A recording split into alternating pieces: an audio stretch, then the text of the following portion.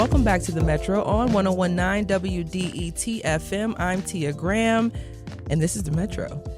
And as we continue our conversation about Iron Chef 2 in support of Cass Community Social Services, we are joined by the two-star chefs who will battle it out this Thursday in Eastern Market. Chef Anthony Lombardo is the executive chef of She Wolf Pacifico and Bar, and he's the winner of the first Iron Chef Detroit and is known for his infectious spirit. And then we have Chef Andy Holliday, executive chef and partner at Selden Standard, and he enjoys a challenge, remaining a Lions fan through it all those years. He's a corridor resident and often hangs out at local coffee shops in the area. I want to say thank you to Chef Lombardo, Chef Holliday, for joining us on the Metro.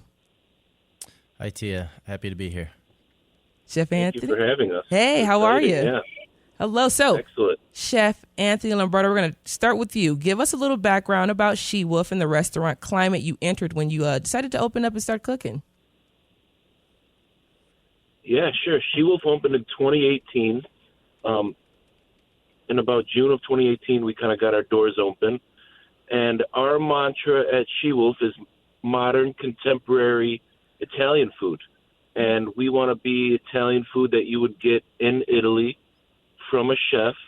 We like to say not your nonna's Italian, not your grandma's Italian. We're a little more chef-driven and modern take on what's happening in Italy right now. So ideally, you would be able to lift She Wolf right out of the Cass corridor and drop it in the middle of Rome or Milan or Bologna, and it would be a good restaurant in Italy. And that's kind of our what we like to say about how that works. Yeah, She Wolf. And Chef Andy Holliday, we have you here in studio. What was it like for you opening up in Midtown Selden Standard? Well, we opened. It's been amazing. We opened in 2014 with a warm welcome from the community. Just celebrated 10 years for like 10 and a half years now, and it's been amazing. 10 plus years. The community's been just awesome. Just worked with a ton of great farmers, and it's been really cool to see Midtown Cass Corridor just kind of blooming over those years, and with our neighbors Anthony at She Wolf and others.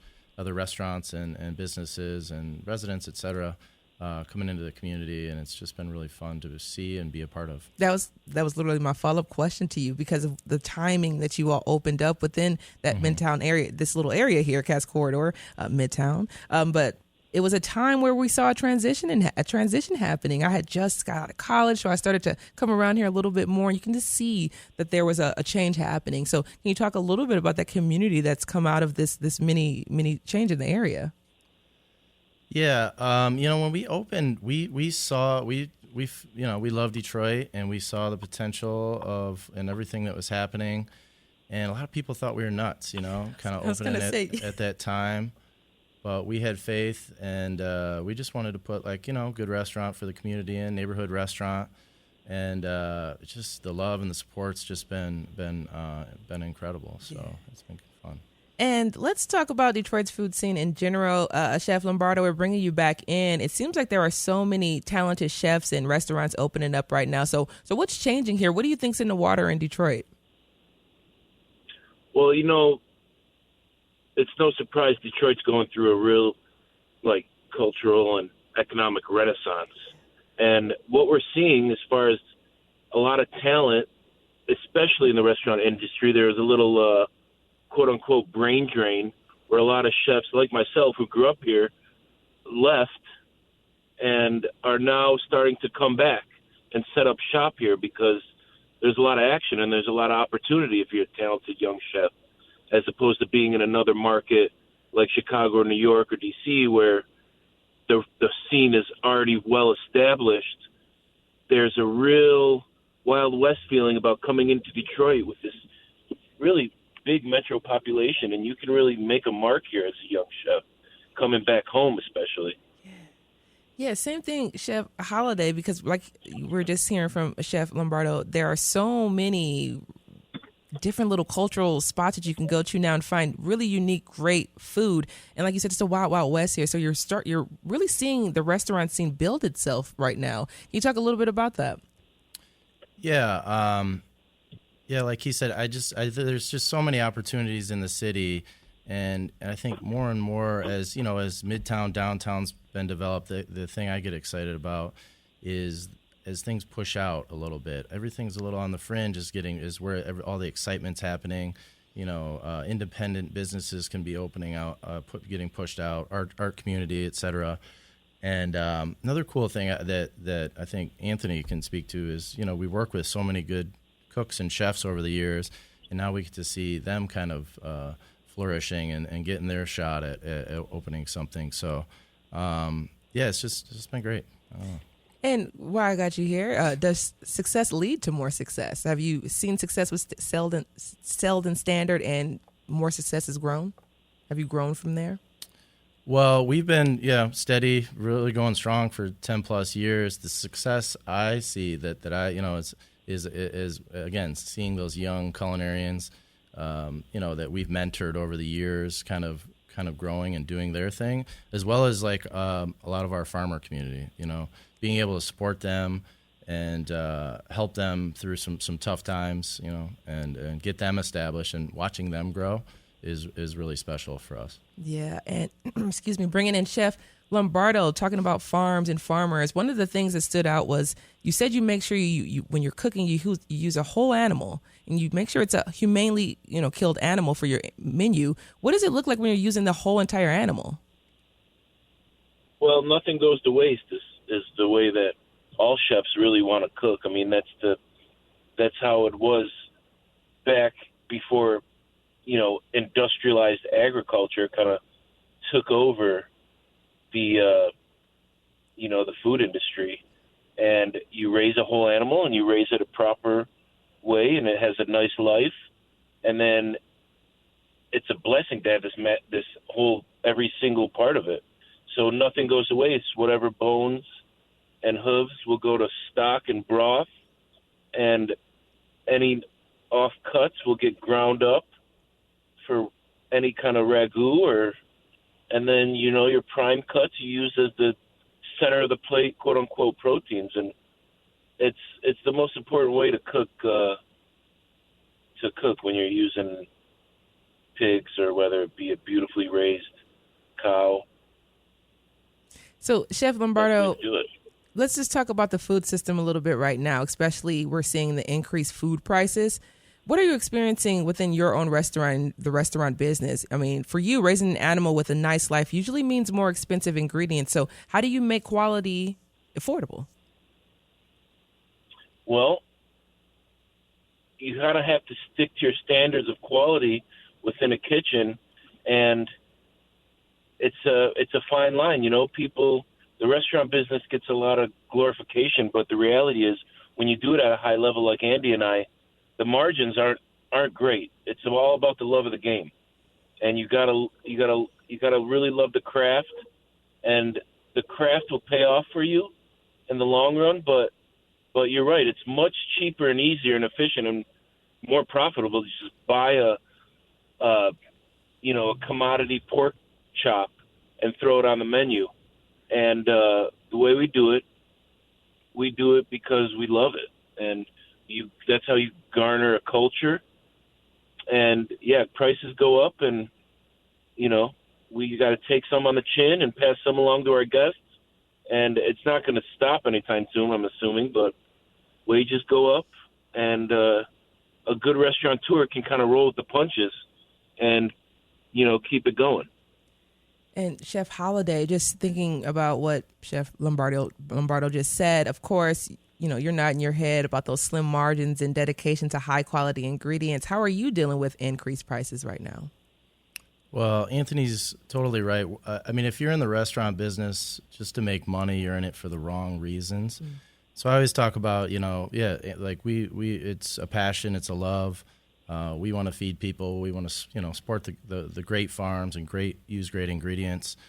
And that's not cheap. But, if you go shop at Eastern Market, you're going to find that the food can be quite, high quality and inexpensive. Mm-hmm. But not as easy as just going to the grocery store. You got to put in a little work. And we're at the market twice a week now and work with all these farms. But I say, you put the love and the passion into it, and the guests will taste that. the guests taste that, and ultimately the money will come, and that we've 10 years plus doing it. I still believe in that. I think that's so true. And restaurants are tough, but it's for the love. For the love. This is the Metro on WDET, Detroit Public Radio. I'm Tia Graham. We're talking about Iron Chef Detroit 2. Our guest star, Chef Anthony Lombardo, the executive chef of She-Wolf, and Chef Anthony Holliday. He is the executive chef and partner at Selden Standard. Now, let's get into, the meat of the conversation. Chef Holliday, you're the challenger this year, going up against the champion. What are you thinking as you get prepared to enter the ring? I'm just going to react to what's given. We're going to have a secret ingredient, and Anthony, he's an amazing, talented chef. We're buddies too, so we're pretty friendly. But when it's time to go, we're gonna gloves are off or on, or I don't know, but we're gonna be it'll be a fight, and I know he's gonna bring it. So it'll be him and his chef, me and mine, and I'm looking forward to the challenge. Yeah. What are you looking forward to? Mostly the competition itself, or are you looking forward to the pressure of being in that space?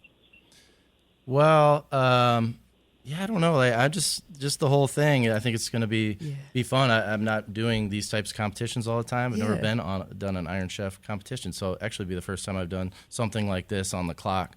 So I'm a competitive guy, and I think that it's just going to be a lot of fun. Yeah. And Chef Lombardo, same thing. First and foremost, what was your winning dish last year? Tough to say. The secret ingredients was Fagel Pop last year. So I remember we did a really good dessert with a Zabaion with it. And, I did like a watermelon gazpacho with rock and rye Fagel. And some cucumbers and some feta cheese. And I think the judges were super into that.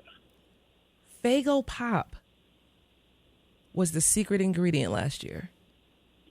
Wow. Okay. Let's I'm hoping that you guys get something. Be creative. Yeah, I was gonna say I hope you. I would have loved to watch that. I would have sat there and just went, what are they gonna do with Fagel Pop? Orange is my favorite, by the way. So Chef Lombardo, what makes a good homey dish? And I'm gonna ask you the same question, but what makes a good homey dish, especially when you're pulling from scraps or just pulling from whatever you may have in your pantry? What do you think is one of those things that makes it a homey dish? I think you got to tug on some nostalgia stuff, things that everybody has their own kind of version of what their nonna and grandmother and mother was making at home. So anytime you're tugging on nostalgia or like an American classic, playing with an American classic, you're going to get some good juju from the judges, I think. What's your comfort food dish at home? Me? Yeah. I love making meatballs. Oh. I'm a big meatball guy.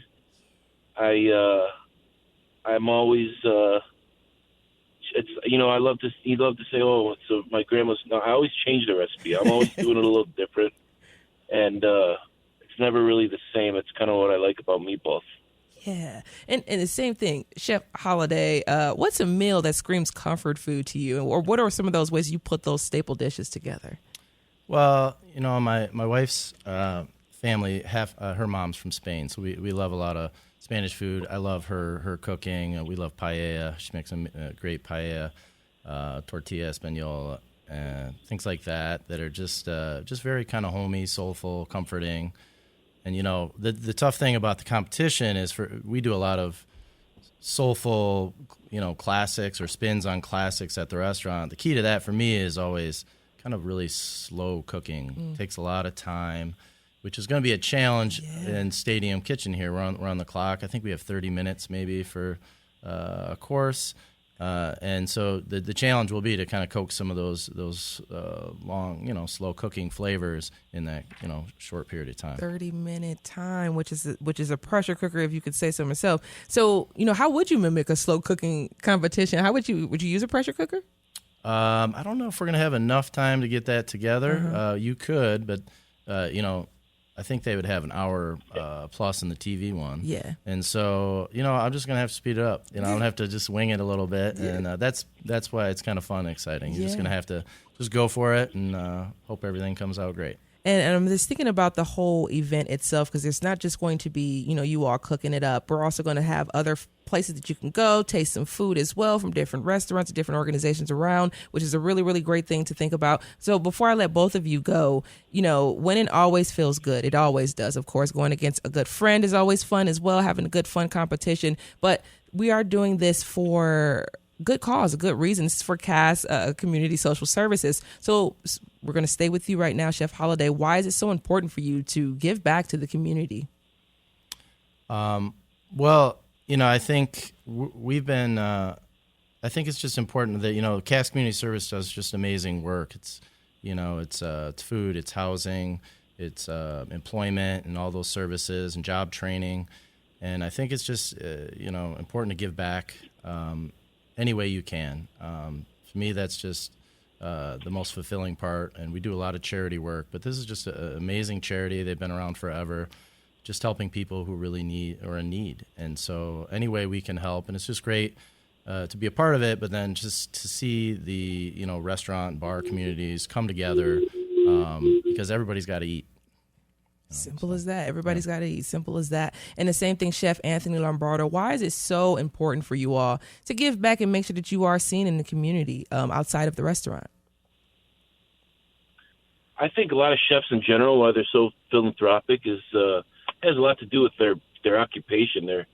They chose this life of just feeding and taking care of people, and naturally that leads into partnerships with a lot of these amazing organizations like CAS.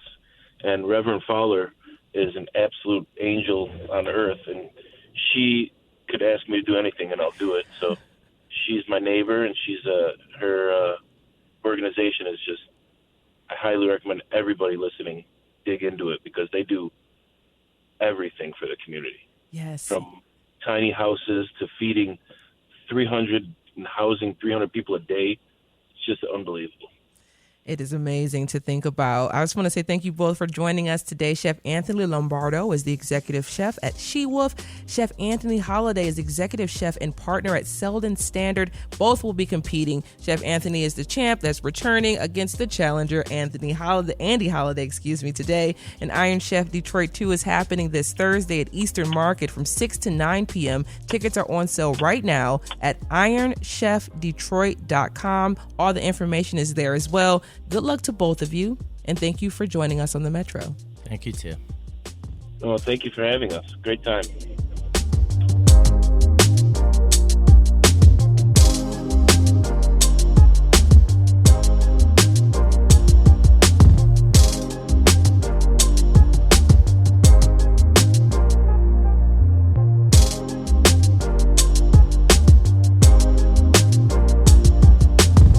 From the WDET newsroom, changes could be coming to Belle Isle. At last month's Mackinac Policy Conference, Belle Isle Conservancy CEO Megan Elliott told WDET's Russ McNamara they've developed Belle Isle Commons, a plan to make the center of the island more friendly for pedestrians. The Conservancy is taking public feedback on the plan. The next meeting of the Belle Isle Park Advisory Committee is June 26, but Elliott says they'll be meeting with Detroit block clubs throughout the summer, too. Coming up, who wants to move the city forward and how? We'll get a recap on Detroit Mayoral Transit Forum. That's coming up next right here on the Metro. You all stay right there.